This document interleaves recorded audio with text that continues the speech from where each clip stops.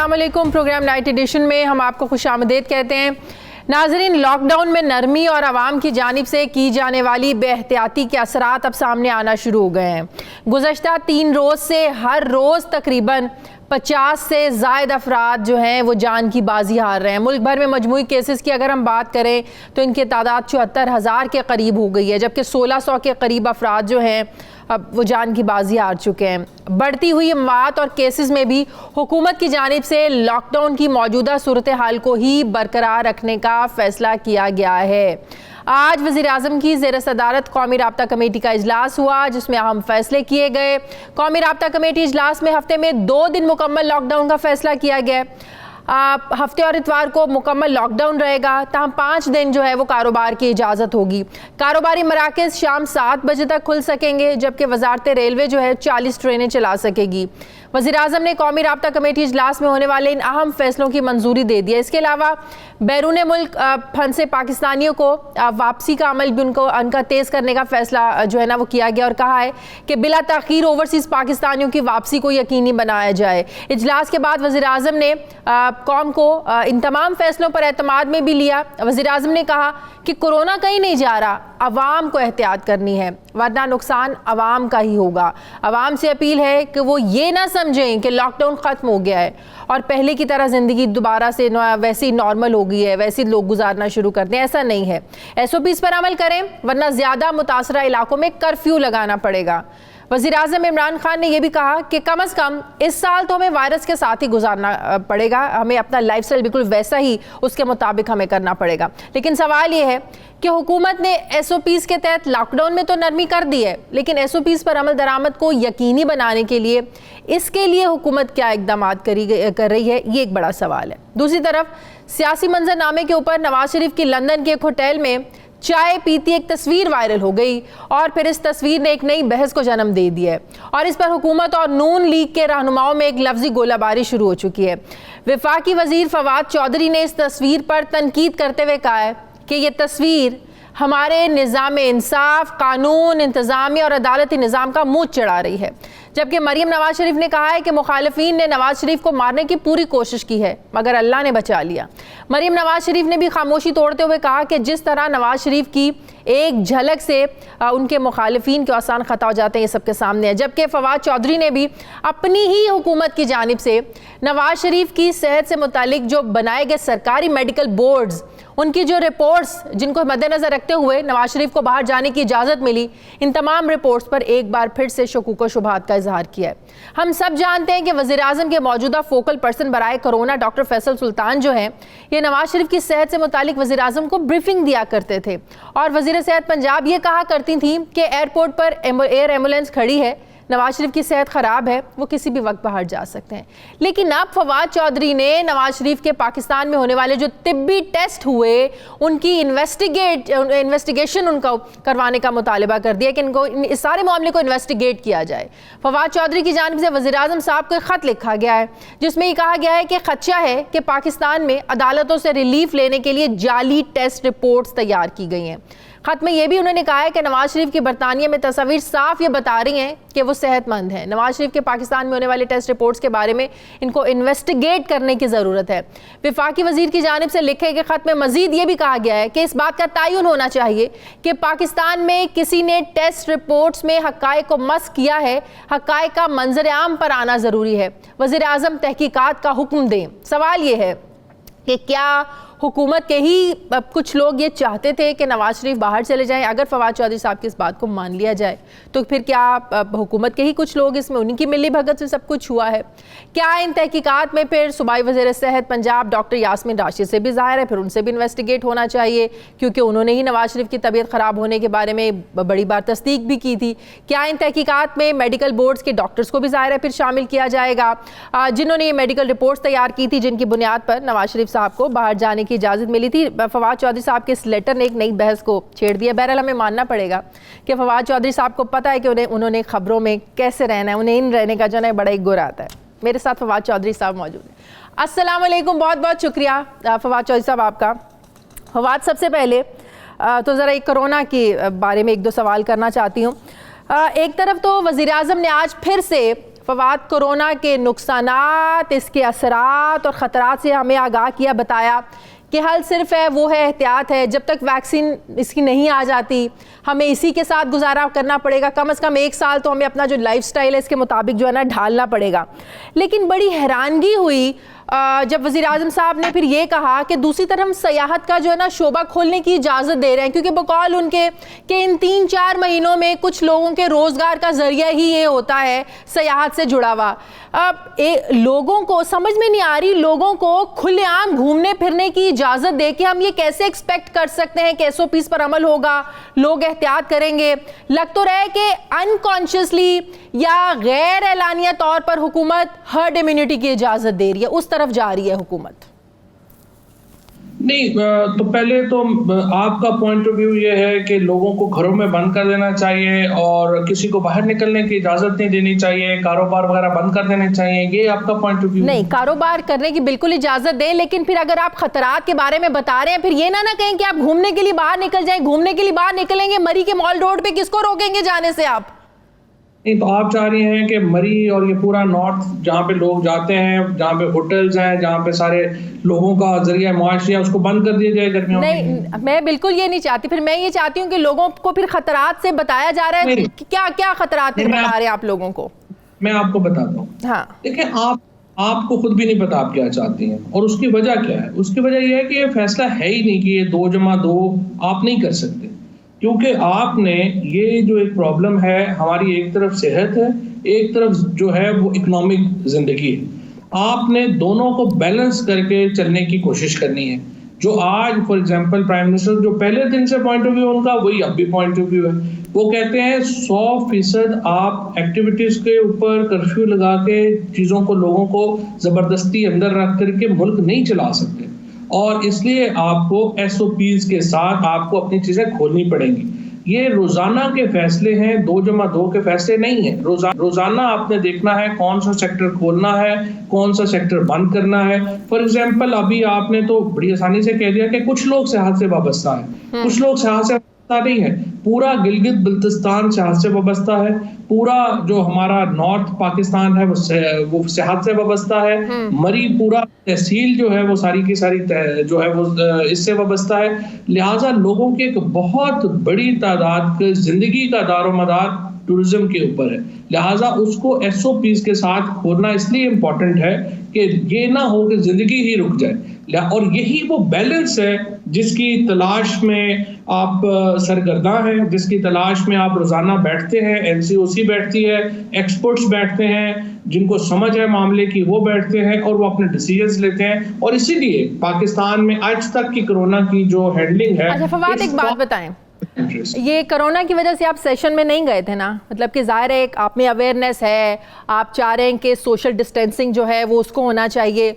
अब भले ही आप चाह रहे हैं कि लोग जो ना SOPs के साथ जाएं घूमने फिरने के लिए, आप जैसे बहुत से लोग हैं जो इतनी ज़्यादा केयर कर रहे हैं, जो सेशंस में नहीं जा रहे हैं, कि आप अपनी फैमिली को लेके घूमने फिरने के लिए इन इलाकों में जाएंगे। अगर इसी तरह लोग एक तरफ वज़ीर आज़म की ये बात मानें कि ख़तरात हैं, आने वाले दिनों में अमवात बढ़ सकती हैं, केसेस बढ़ सकते हैं, लोग जाएंगे नहीं, तो फिर जो एक सोच है जिसके पीछे खोला जा रहा है कि कारोबार चलेगा, कारोबार तो फिर लोगों के तब भी नहीं चलेंगे जो सयाहत से जुड़े हैं। कैसे? जब लोग ही नहीं जाएंगे तो उनके कारोबार भी नहीं चलेंगे। फिर लोग उतने तो बिल्कुल नहीं जाएंगे जितने के हर साल हैं, या बिल्कुल जिस तरह से एक पूरी आपको पता है कि नॉर्थ पाकिस्तान की तरफ जाने वाली सड़कें ही पूरी बंद होती हैं। पिछले साल स्पेशली जिस किस्म का हमने देखा कि टूरिज्म जो ओपन हुआ वैसा तो शायद नहीं होगा, लेकिन मिनिमम जैसे अगर आपका 100 रुपए का काम है तो अगर आप 50 रुपए का कारोबार या 40 रुपए का कारोबार कर सकते हैं तो कम से कम आपको कुछ सहारा तो होगा ना।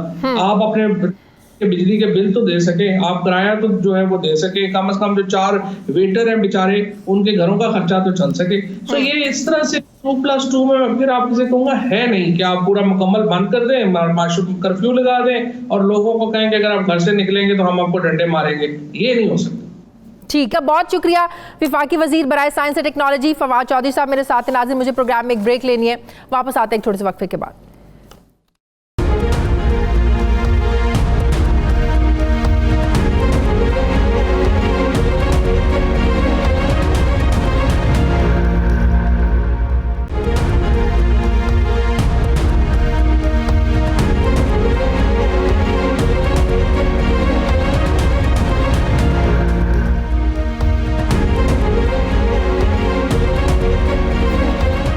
बाद एक बार फिर से आपको खुशामदीद कहते हैं। मुस्लिम लीग नून के रहनुमा राना तनवीर हुसैन साहब ने मुझे ज्वाइन किया। अस्सलाम वालेकुम, बहुत शुक्रिया राना साहब आपका। राना साहब, ये मियाँ साहब की तस्वीरें आ जाती हैं लंदन से, रेस्टोरेंट में बैठे, कभी चाय पीते, वावेला पाकिस्तान में मच जाता है। अगर वो माशाल्लाह से सेहतमंद हैं, तंदुरुस्त हैं, तो आप लोग मीडिया पर आके बता दें कि उनकी सेहत बेहतर है।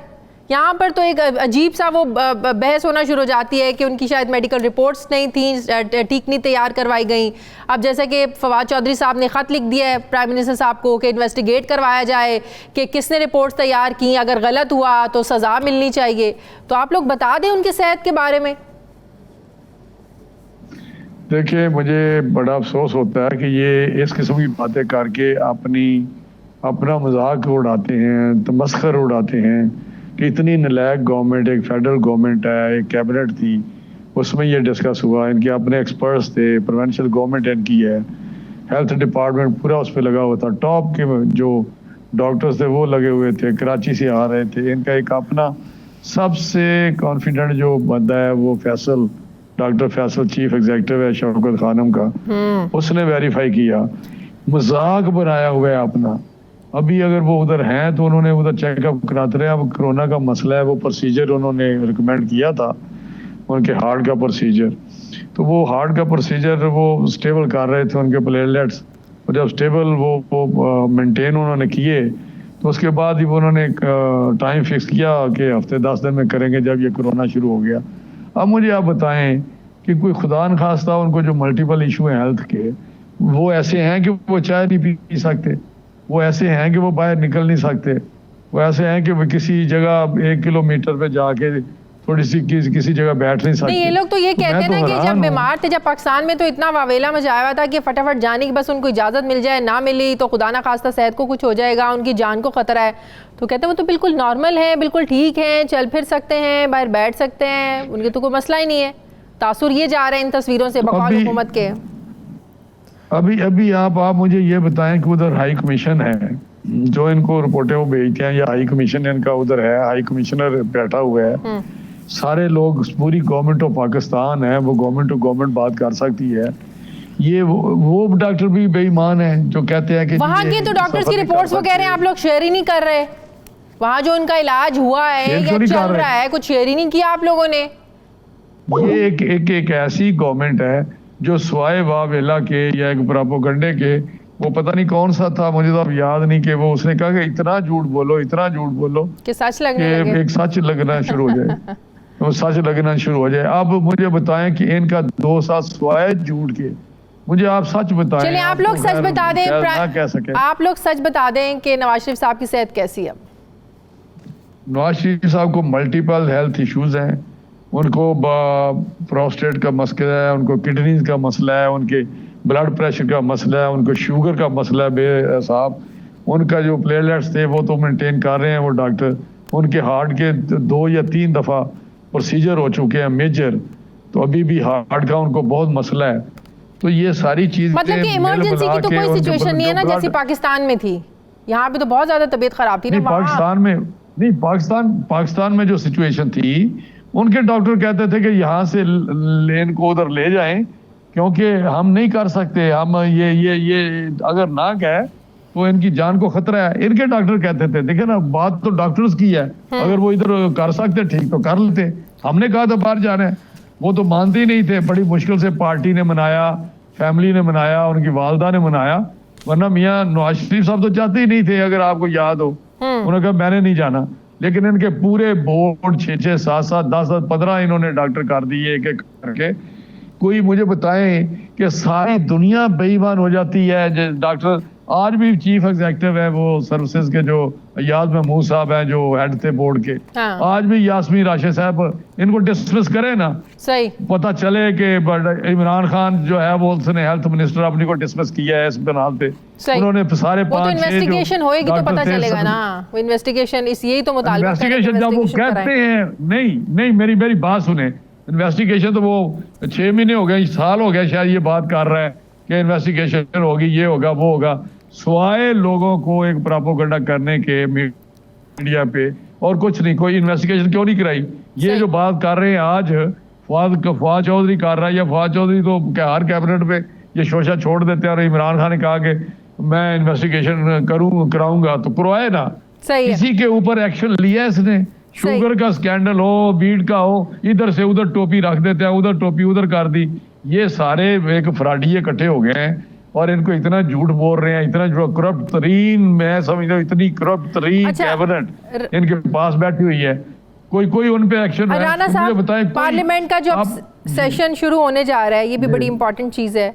इससे पहले जो मई में पिछले महीने सेशन हुआ, शहबाज शरीफ साहब उसमें शरीक नहीं हुए थे, अब की बार वो शरीक होंगे। ज़ाहिर बजट भी आना है, आप लोगों ने अपनी तजावीज़ भी देनी है, तो आप लोग शरीक होंगे शहबाज शरीफ साहब खुद?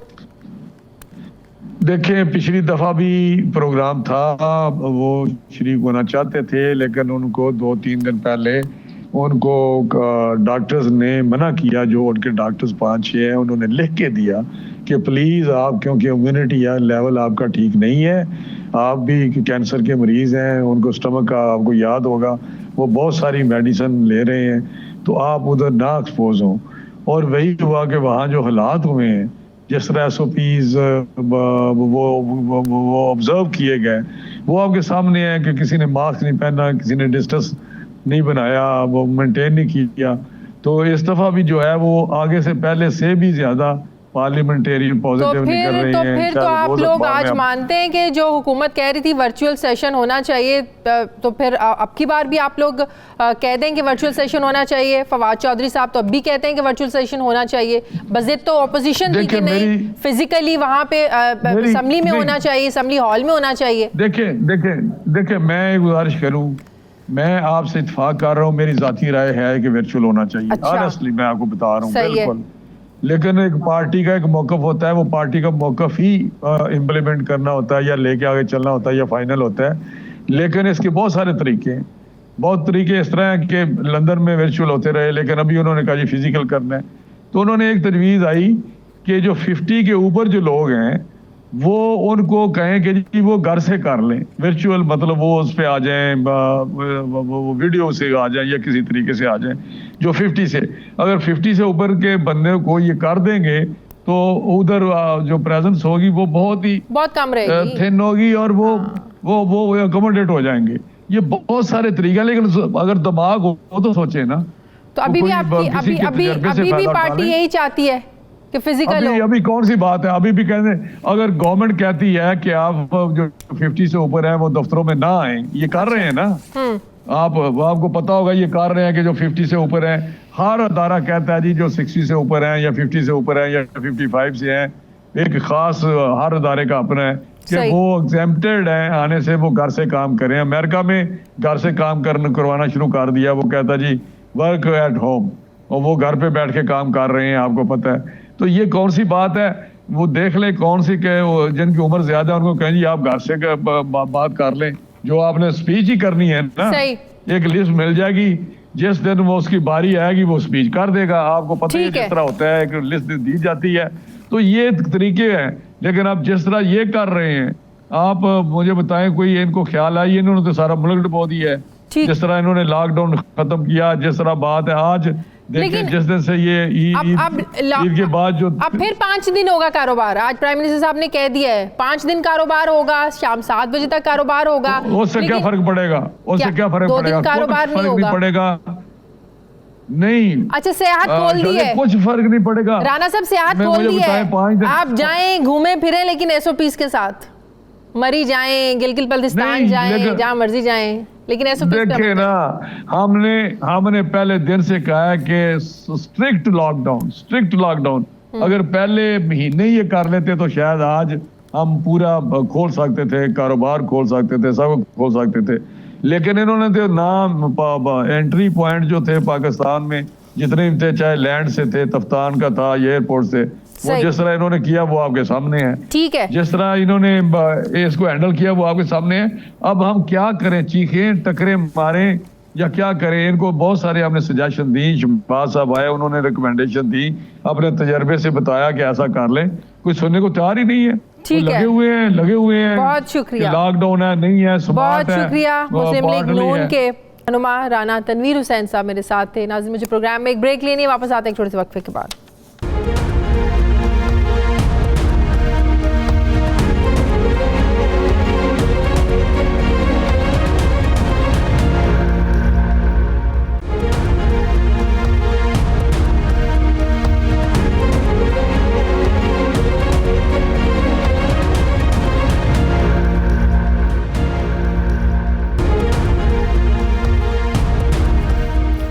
नाज़रीन, लगता ऐसे है कि वज़ीर-ए-आज़म के अहकामात को एक बार फिर से हवा में उड़ाया गया है। वज़ीर-ए-आज़म इमरान खान ने कारोबारी तबके की निशानदही पर बोर्ड ऑफ इन्वेस्टमेंट को ये हिदायत की थी कि पाकिस्तान में कारोबार करने के लिए बहुत सी जो रुकावटें हायल हैं, इस हवाले से कारोबार में आसानी पैदा करने के लिए कवानीन जो हैं इन पर नज़रसानी की जाए।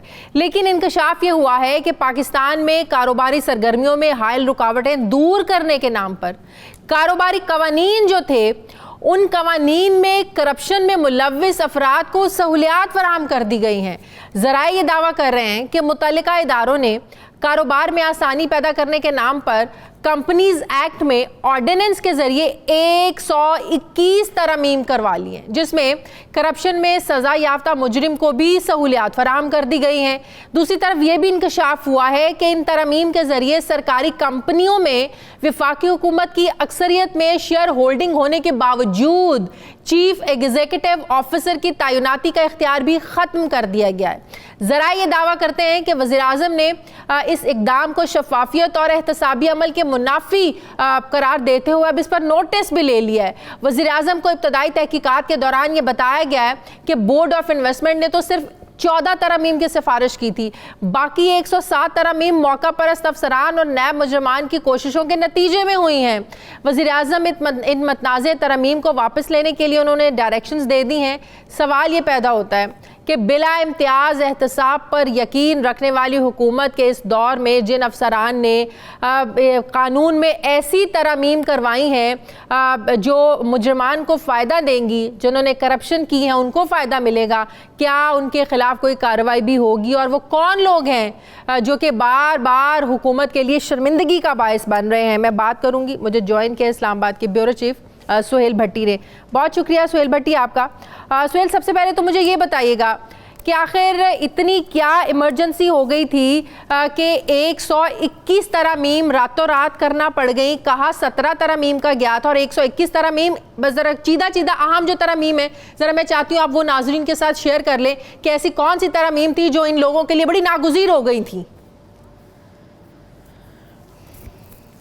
शाज़िया, देखिए, ये एक हकीकत तो ज़रूर है कि पाकिस्तान में नया कारोबार शुरू करना और मौजूदा भी बहुत से शोबों के अंदर जो कारोबार करने वाले अफराद हैं उन्हें बहुत सी मुश्किलात का सामना रहता है। ऐसे बहुत से लोग प्राइम मिनिस्टर इमरान खान साहब से मिले, चूँकि प्राइम मिनिस्टर इमरान खान साहब कारोबारी तबके का एतमाद बहाल करना चाहते थे। इन लोगों ने बहुत सी शिकायत इमरान खान साहब तक पहुँचाई कि ईज़ ऑफ डूइंग बिजनेस आप यकीन रखते हैं, लेकिन अमली इक़दाम भी होने चाहिए। प्राइम मिनिस्टर ने हदायत दी बोर्ड ऑफ इन्वेस्टमेंट को कि उन कवानीन के ऊपर नज़रसानी की जाए जिनकी वजह से कारोबारी तबके को मुश्किलात का सामना करना पड़ता है। मुल्क की मौशियत उस तरीके से ग्रो नहीं कर पाती, आम आदमी को कारोबारी मौके प्रॉपर मुयस्सर नहीं आते, लिहाजा हमने आसान करनी है ताकि लोगों को रोजगार के मौके मिले।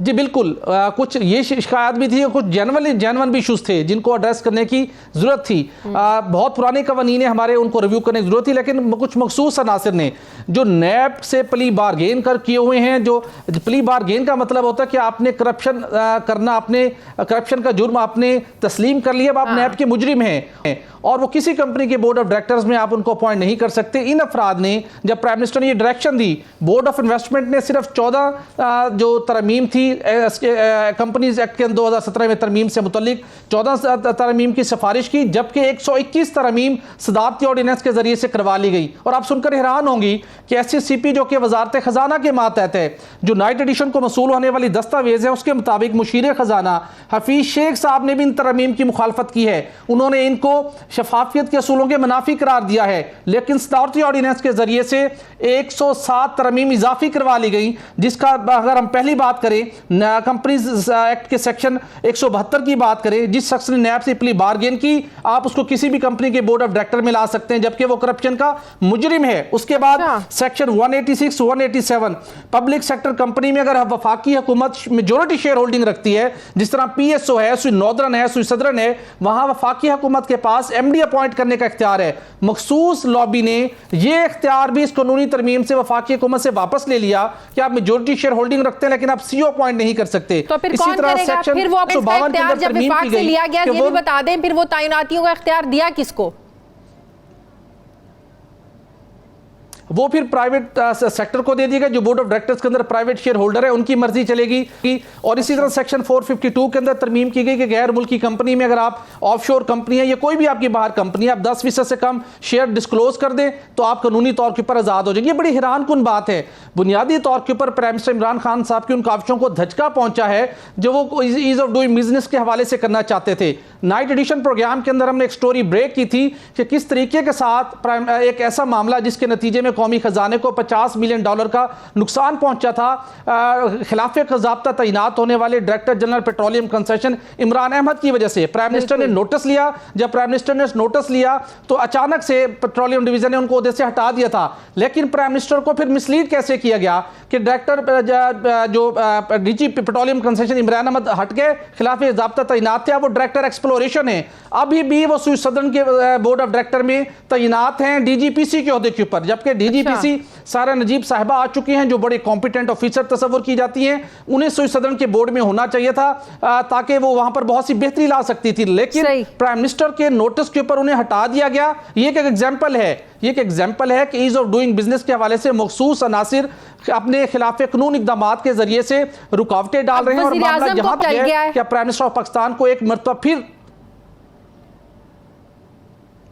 जी बिल्कुल, प्राइम मिनिस्टर को ये बात इल्म में आई है। प्राइम मिनिस्टर ने संगीन इस मामले के अंदर बरहमी का इजहार करते हुए वजारत खजाना को ये हिदायत की है कि 1 माह के अंदर कंपनीज एक्ट 2017 में जो मुतनाज़ा और एहतसाबी अमल के मुनाफी जो तरमीम की गई हैं उनको वापस लिया जाए। ये एक बहुत बड़ा इकदाम है वफाकी हुकूमत का, जिसके ऊपर प्राइम मिनिस्टर पाकिस्तान को नोटिस लेना पड़ा और उनको कहना पड़ा कि रिसेंटली हमने जो सदारती ऑर्डिनेंस के जरिए से ये तरमीम की जिसके नतीजे में करप्शन के मुजरमान को बेनिफिट मिला, वफाकी हुकूमत का सरकारी कंपनियों के अंदर रोल कम किया गया और गैर मुल्की कंपनियों रखने के अंदर भी बहुत लोगों को किया गया। बोर्ड ऑफ इन्वेस्टमेंट ने 14 तरमीम की सिफारिश की थी। अब जब वजीर आजम साहब ने एक्शन ले लिया है तो तरमीम सिर्फ 14 ही होंगी, बाकी 107 जो है उनको एक्सेप्ट नहीं किया जाएगा। लेकिन जो 14 तरमीम होंगी वो किस हवाले से होंगी, वो कैसे, वो कौन डिसाइड करेगा कि ये तरमीम होना जरूरी थी?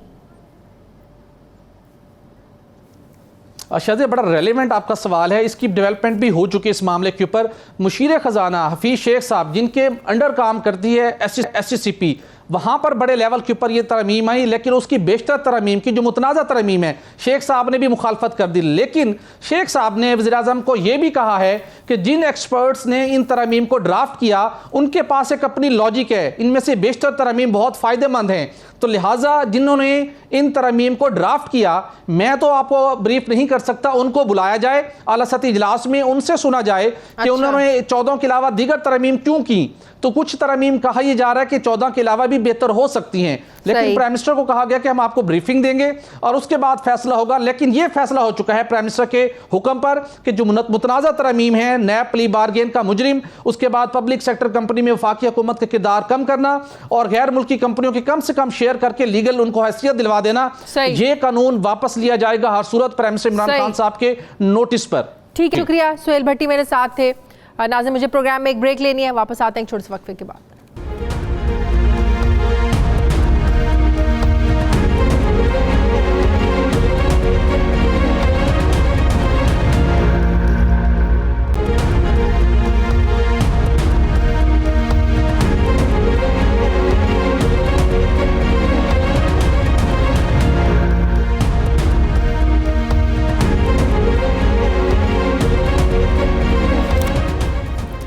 नाजरीन, नस्ल परस्ती ने दुनिया के सुपर पावर में आग लगा दी है। अमेरिका में एक स्याह फॉर्म शख्स जॉर्ज फ्लॉयड की पुलिस के हाथों हलाकत के खिलाफ पूरे अमेरिका में पुरतशद्दुद मुजाहिरों का सिलसिला जो है वो 6 रोज़ से जारी है।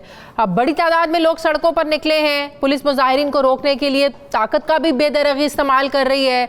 मुजाहिरीन को सड़कों पर धक्के दिए जा रहे हैं, घसीटा जा रहा है, उन पर रबड़ की गोलियां चलाई जा रही हैं। पुलिस का ये जो सख्त रवैया है इस पर भी बहुत ज़्यादा क्रिटिसिज्म हो रहा है, जबकि हालात पर काबू पाने के लिए मुल्क के दर्जनों शहरों में कर्फ्यू भी लगा दिया गया। वाशिंगटन समेत 15 रियासतों में तकरीबन 5000 नेशनल गार्ड्स को तैनात किया गया है। दिन के दौरान तमाम एहतजाजी मुजाहरे कमो बेश पुरअमन थे, ताहम शाम को बाज़ मकामात पर पुरतशद्दुद वाक़यात भी पेश आए, जिसकी वजह से हुकाम ने कर्फ्यू नाफिज करने का फैसला किया। अमरीकी अवाम के इस गम और गुस्से की वजह से भी जो वजह है ये भी हम आपको बताएं कि पुलिस के खिलाफ अमरीकी अवाम के इन मुजाहरों की असल वजह जॉर्ज फ्लॉयड नामी स्याह नाम शख्स की दौराने हिरासत हलाकत है।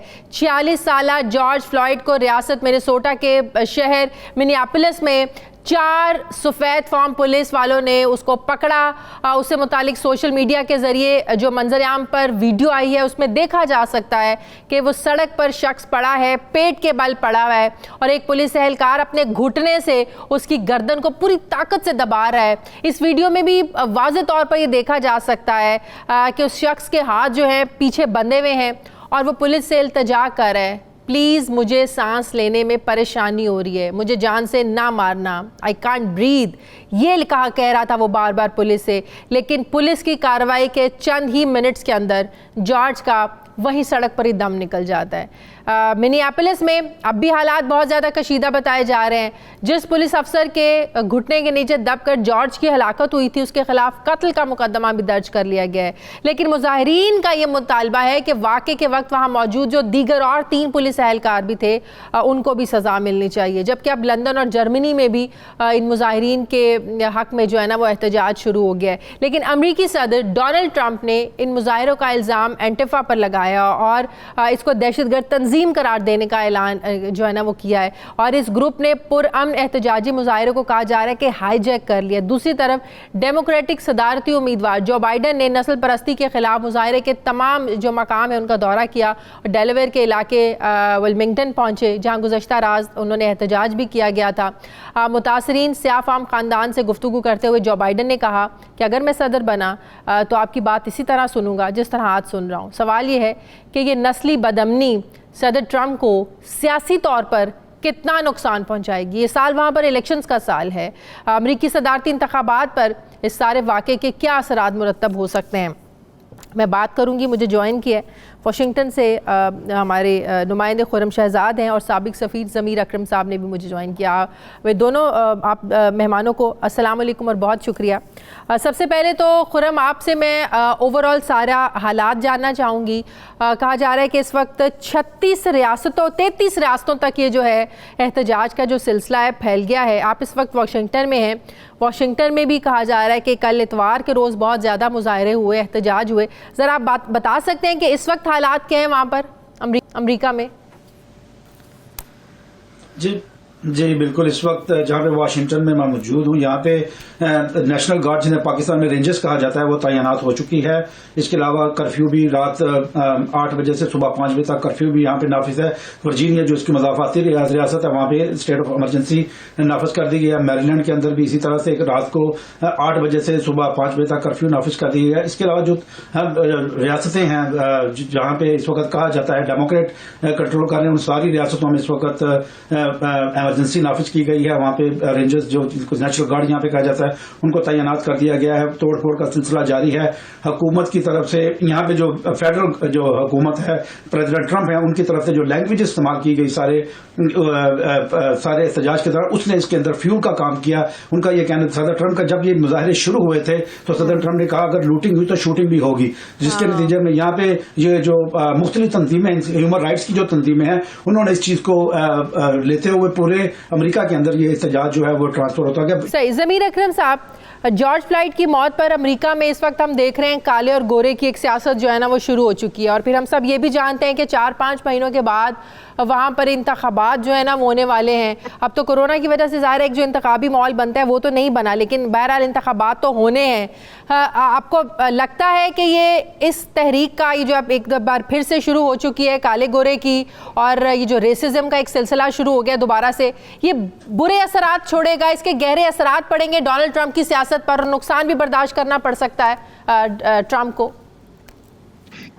सबसे पहले तो इसके बहुत बुरे और गहरे असरात पड़ेंगे अमेरिका के ऊपर, क्योंकि जो आपस में जो उनकी कशमकश है, जो कशीदगी है, ये अमेरिका में और बढ़ेगी और जो ये सियाफाम जो लोग हैं उनके खिलाफ जो भी ये नाजी तंजीमात और दूसरी जो है ये इनको और तकवीत मिलेगी, क्योंकि जो ट्रंप साहब की जो पॉलिसीज हैं उसकी वजह से।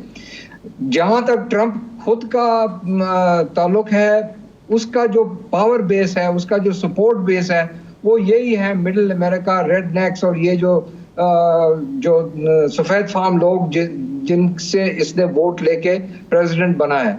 तो मेरा नहीं ख्याल है कि उस तबके में इसके खिलाफ कोई ऐसी इकदाम होंगे या इसके लोग खिलाफ होंगे, बल्कि उसके हक में भी हों। अब देखना ये होगा कि जो मिडिल ग्राउंड है, जो लिबरल अमेरिकन जो हैं, वो कहाँ जाते हैं और वो इकट्ठा हो सकते हैं कि नहीं हो सकते ट्रंप के खिलाफ। बिकॉज जो सो कॉल्ड ये जो सफेद फार्म लोग जिन्होंने ट्रंप को वोट दे के उसको प्रेसिडेंट बनाया, बिग बिजनेस ने जिसको वोट दे के प्रेसिडेंट बनाया, और इसमें ये भी हैं लोग, फौज के लोग हैं जो वाइट सुप्रीमिस्ट टाइप्स हैं, पुलिस में हैं, जुडिशरी में हैं। ये सारे लोग जो हैं, देखना पड़ेगा कि ये इनको ओवरकम किया जा सकता है डेमोक्रेट्स और लिबरल एलिमेंट्स जो हैं कि नहीं कर सकते। ज़मीर अकरम साहब, एक बात बड़ी इंपॉर्टेंट है, इतनी रेसिज्म है वहाँ पर, स्याह फार्म अमरीकी को गोरा कुछ समझता ही नहीं है,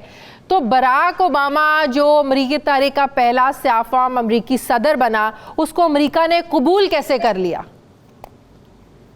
देखिए, वो उसके वजूहात कुछ और थी। उसकी वजह यह थी कि बराक ओबामा से पहले जॉर्ज बुश ने जिस तरह से मुल्क को दो बड़ी लंबी जंगों में धकेल के नुकसान पहुंचाया, तो उसके खिलाफ रिएक्शन था, और उस वजह से अमेरिका की माशी हालात भी बहुत ही बुरे हो गए 2007-2008 में इलेक्शन से पहले।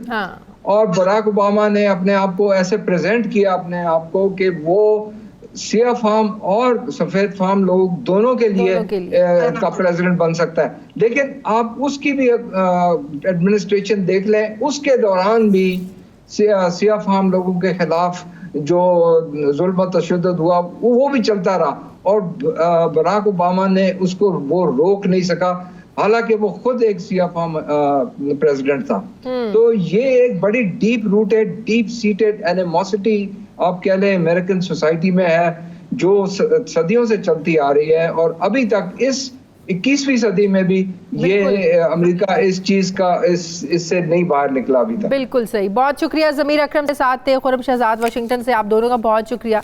नाज़रीन, हमारे आज के प्रोग्राम का एडिटोरियल। नाज़रीन, लॉकडाउन में नरमी के बाद पाकिस्तान में कोरोना की वबा मकामी सतह पर तेज़ी से फैल रही है, और कोरोना के जो 92% केसेस हैं, ये लोकल ट्रांसमिशन का नतीजा है। पाकिस्तान के मुख्तलिफ शहर इस वक्त जो कोरोना का गढ़ बन चुके हैं। महकमा सेहत पंजाब की एक रिपोर्ट के मुताबिक लाहौर में कोरोना वायरस ख़तरनाक हद तक जो है ना ये फैल गया है। कोई भी रिहायशी इलाका और कस्बा वबा से अब महफूज नहीं है, लेकिन इस सब के बावजूद कौमी राब्ता कमेटी के इजलास में सिर्फ 2 दिन मुकम्मल लॉकडाउन और 5 दिन SOPs के तहत जो है वो तयशुदा जो टाइमिंग्स होंगी उनमें कारोबार करने की इजाज़त दी गई है। वज़ीर-ए-आज़म साहब ने भी आज जो तमाम फैसले हैं इसे कौम को आगाह किया है। हुकूमत ने SOPs बनाकर दे दिए हैं, लेकिन इस पर अमल दरामद करना यकीनन आप लोगों की जिम्मेदारी है, हम सब की जिम्मेदारी है।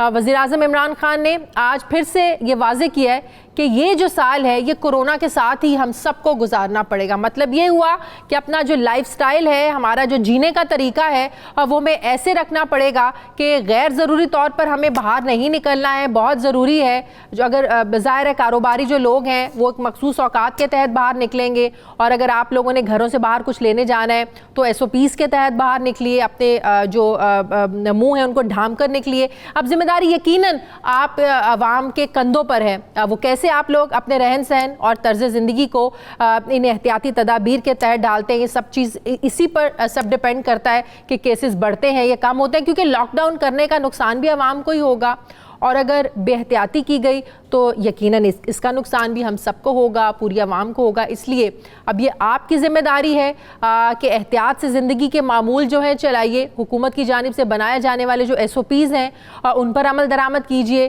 ताकि जब तक इस वायरस की वैक्सीन नहीं आ जाती है, दवा सामने नहीं आ जाती है, ताकि एटलीस्ट तब तक तो इसका हम सब मिलकर जो है वो सिर्फ एहतियात करके ही मुकाबला कर सकते हैं। नाज़रीन, ये था हमारा आज का प्रोग्राम के लिए फीडबैक ज़रूर दीजिएगा।